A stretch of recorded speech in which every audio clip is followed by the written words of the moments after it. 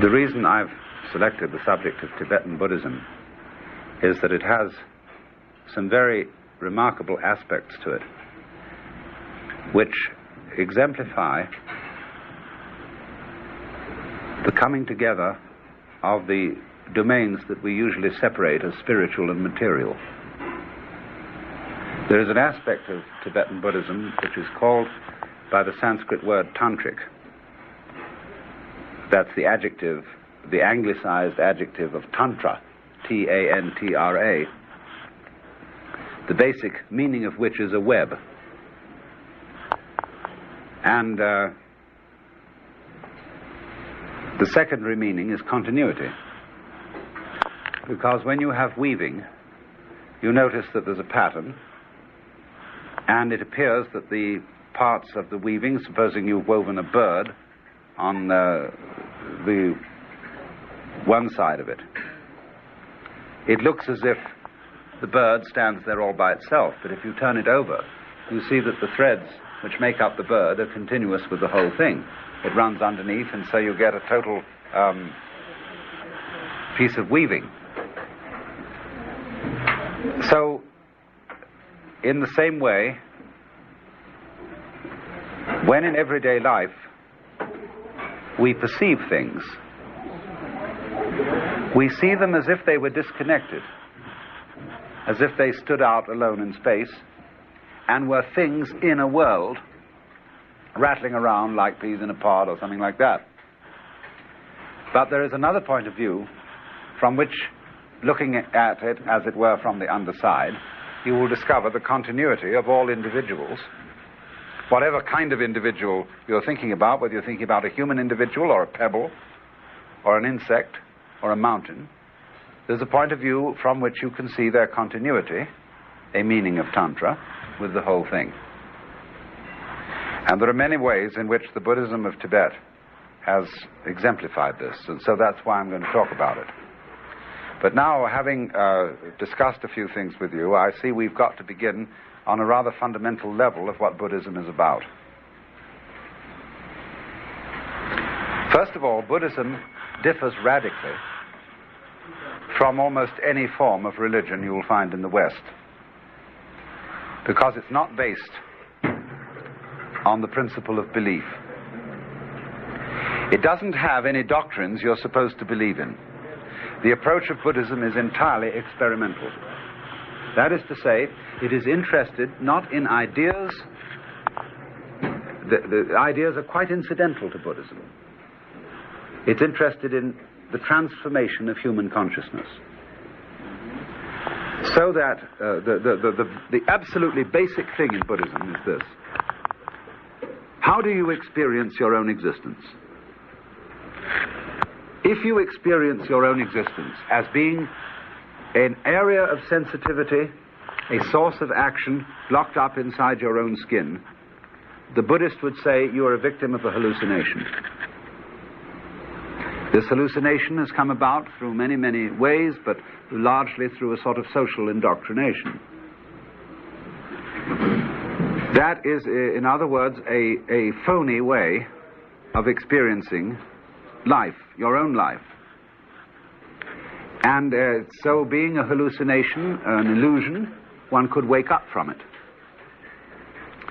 and experience your existence as it truly is, that is to say, as being a function of, an activity of, the entire universe. So that the meaning of myself is utterly changed. Ordinarily, myself means a particular individual, maybe a sort of soul or ego living inside the bag of skin. But after the experience of awakening, myself comes to mean the ground of being, the basic, eternal, infinitely fruitful reality. So, to be awakened is the concern of Buddhism, and of course, therefore, the word Buddha means a person who has woken up, who is no longer under the illusion of separateness, what is called Sakaya Drishti. The Buddha, as a historical character, is therefore a representative of an entire class of beings who appear in the world every so often, or whom one grows into being. It's not a proper name, it's a title. The man who woke up, who is no longer hypnotized. See, when you put a beak of a chicken on a chalk line, the chicken stays stuck to the chalk line. So in the same way, when you put the nose of a baby on a certain track, which is what we call the ego, it gets stuck there. And it's a form of hypnosis. And to wake up from this is to be a Buddha. So the person we call the Buddha, Gautama Siddhartha, was the son of a prince living close to Nepal in northern India shortly after 600 BC, is simply one of many, many Buddhas, but one who taught in an extremely effective way, as a result of which he founded a school, an order of disciples, and this grew and grew and grew and grew until it expanded all over the world. But the principle of Buddhism is a transformation of your sense of identity. So it has, as it were, it delineates two states. One it calls samsara, and the other it calls nirvana. Samsara means the round. The appropriate American translation is the rat race. A way of living in a vicious circle, so that, for example, the more you succeed in anything, say you succeed economically, you get hung up on it. The more you succeed, the more you have to succeed to keep the thing going, and you get full of anxiety. You think that you're going to solve your life problems by getting rich, and you succeed, but you find that the game isn't worth the candle because it's too much responsibility, and you're worrying whether somebody's going to take it away from you. Or if you solve the problem of finances, you suddenly get the problem of health, and you start worrying whether you're going to get sick. Samsara is nothing fails like success.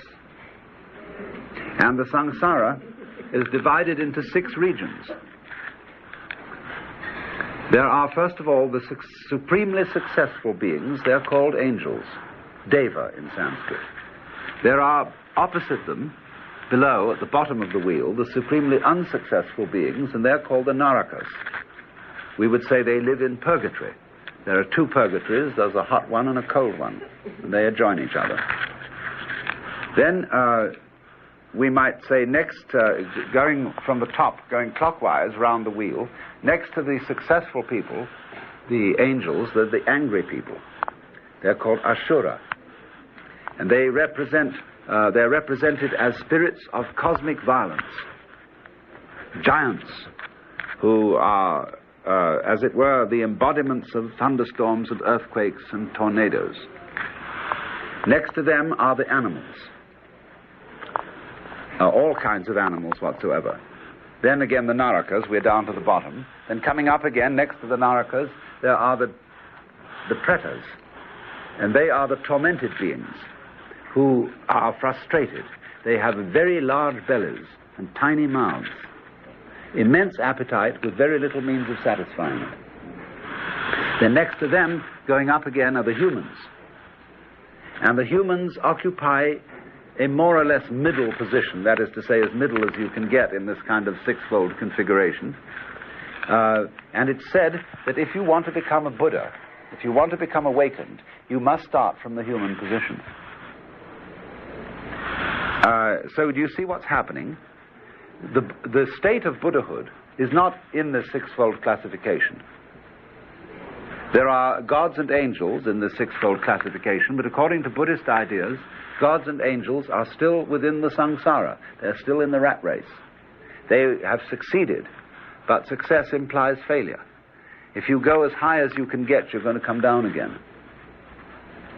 A Buddha is one who is free from the wheel, and you can represent that as being either at the center of the wheel, the still point of the turning world, the eye of the hurricane where it's calm, or off the wheel altogether.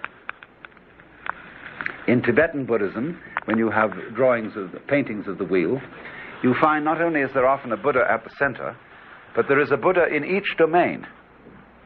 As it were, in the center of each domain, there is a Buddha appropriate to that part. And he represents the idea that you can be thoroughly involved in the wheel, and yet at the same time not involved.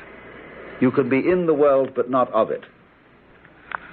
In Tibetan Buddhism, when you have paintings of the wheel, you find not only is there often a Buddha at the center, but there is a Buddha in each domain. As it were, in the center of each domain, there is a Buddha appropriate to that part. And he represents the idea that you can be thoroughly involved in the wheel, and yet at the same time not involved. You can be in the world but not of it. So, that would be saying, in order to escape from vicious circles, from the samsara, the best way out of it is right into the middle of it. If you try to get out of it, to escape from it, you always attach yourself more and more problematically to what you try to escape from. For example, we know in our work with psychic states induced by drugs, that if some very terrifying thing comes up, it's fatal to run away from it. Always head right into it. Find out why you're afraid. Find out what in it bugs you. So in the same way with helping people who have pain.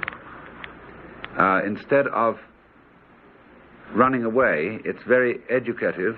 It's difficult, but it is very, very educative to accept pain and to try and experience it more and more and more and more deeply, so that you go, as it were, right down into it.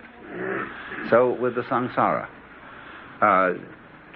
to go deeply into it is to find out that the samsara, that is to say, this ordinary everyday life in which you are involved, is really not different from nirvana, which means release. The word nirvana means to blow out, and that is to give a sigh of relief. If you try to hold your breath, you will lose it. And the breath, of course, is the life. But if you give your breath up and breathe out, you'll get a new breath back in. So nirvana means to cease to cling to oneself, to one's possessions, to one's status, to one's virtues, to one's vices. It makes no difference. So if you pile up virtues, if you become a very good person with the expectation of going to heaven, you are bound to the wheel with golden chains. If you become a very bad person and you sink down into the Naraka domains, you are bound to the wheel with red-hot iron chains. But either way you are bound, and you will go round and round and round and round, always like a little mouse in one of those things where it's trying to climb to the top of the wheel and the wheel just goes round and round and the mouse stays in the same place. The Buddhists have a view of the universe which is based, of course, on ancient Hindu ideas, that the wheel is of vast proportions. There isn't only this solar system world. It's so striking how the Buddhists and the Hindus differed from medieval Christians, who thought that there was just this one little world, and our planet was the center of it, and there were the various spheres outside.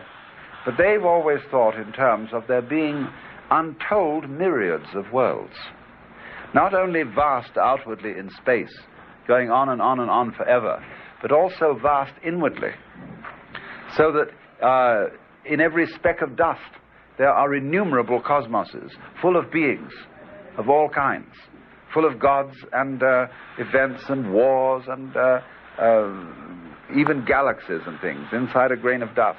In every direction, in every way, they see myriads of universes. And they go on forever and ever. And although we think of the rhythm of the universe we're in Hindu cosmology, as being based on the kalpa, it manifests for a period called a kalpa, 4,320,000 years, and then is withdrawn for an equivalent period and then manifests again. There are tiny kalpas governing the universes in a grain of dust, which come and go with, from our point of view, unbelievable rapidity. And then also, far beyond our conception, there are immense kalpas, where cosmos is unthinkable in dimensions come and go. And so always the question about this view of the universe is, are you hooked on it or aren't you? Are you doing it with delight, or is it a drag? Are you surviving, you see? Are you going on living every day because you feel bound to, or you're too afraid to die? Or are you living every day because you really will to? Now they see, you see, the universe as always playing a game with itself. Sometimes it knows what it is. That there is nothing to be afraid of at all. Nothing, nothing, nothing. That you are it. You are the indestructible shunyata. This word literally means voidness. But it doesn't mean voidness in the sense of nothing, of just negative. It means voidness in the sense of ultimate consciousness. You can't, you see, if you would consider, what would God, what sort of an impression of himself would he have? He obviously wouldn't look at his hands like we do and see he's an old man with a beard sitting on a throne. God as the kind of ultimate, than which there is no whicher, outside which there is nothing, which has no edges. He wouldn't therefore look like a ball, he wouldn't look like a cube, he wouldn't look like a body. There would be no way at all of conceiving the final self of all selves. So that's why it's represented as voidness, as total transparency, as a kind of ultimate space in which everything can happen. That's what there is. That's what we all are at root. Only it plays that it's not that. That it's all of our separate existences, and it goes in, therefore, and it gets into trouble on purpose. But when you get into real trouble on purpose, and then you forget that you got there on purpose, and you can complain because you're in a trap, and then you want out, you see? So then there's a way out. But how exciting. This goes on endlessly because it's a game of now you see it, now you don't. Hide and seek. And that corresponds to the basic impulse of life, which, as we know it physically, is vibration. It's a wave system where there are crests of the waves and troughs. So if you take what we call sound, and you listen to sound carefully, sound is not sound. Sound is sound silence. It goes on and off, on and off, on and off, on and off. And where you say you hear the noise, that's the crest of the wave. Where you don't hear the noise, that's the trough. But you won't get any sound at all without both crest and trough. Pure sound doesn't exist. And so according to the basic ideas that underlie Hinduism and Buddhism, all being is like that. It is coming and going. It is therefore not only life. Life is life-death. What we call reality is not merely a solid. It's solid space. Here it is, here it isn't. It vibrates. And the illusion that is involved in this is that it looks as if you could have the one without the other. It looks sometimes as if we could have nothing without something. That nothing would triumph, and that everything would disappear, and it wouldn't happen anymore. At other times, it looks as if the solid element were the only real one. That alone is there. So all beings, all sentient beings, as the Buddhists call them, constantly scare themselves that it might stop and that there would be nothing. In other words, that the dark side might win. So they play a game which is that the white side must win. They play it against the dark and have an extraordinary adventure doing just that. And you can get involved in this, and you can get anxious, and you can get all your hair raised, and just terrifying. But it's a joke, right down to its funny heart. And when you wake up and you find out that there never was anything in the dark side to be afraid of, nothing is left but to laugh. So that's what that's what Buddhism is about. It's a method. That's what the word dharma means. The method for bringing about a new state of consciousness in which you discover that the opposites go together. Therefore, Buddhism is a dialogue, or what we would call in the West a dialectic. Primarily a dialogue carried on between teacher and student, the Buddha and his original disciples, the descendants of those disciples and their disciples. Or the teacher in Buddhism may not actually be another individual human being. The teacher may be life itself. It might be anything. It could even be a book. But there's a dialogue goes on. And if you read the original Buddhist scriptures, there is a huge section of it simply called the Dialogues of the Buddha, because he always worked like Socrates in terms of a conversation. Now that has a very important meaning.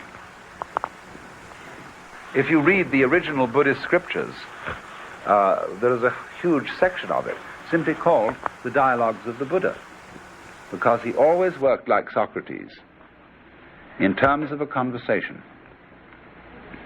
Now that has a very important meaning.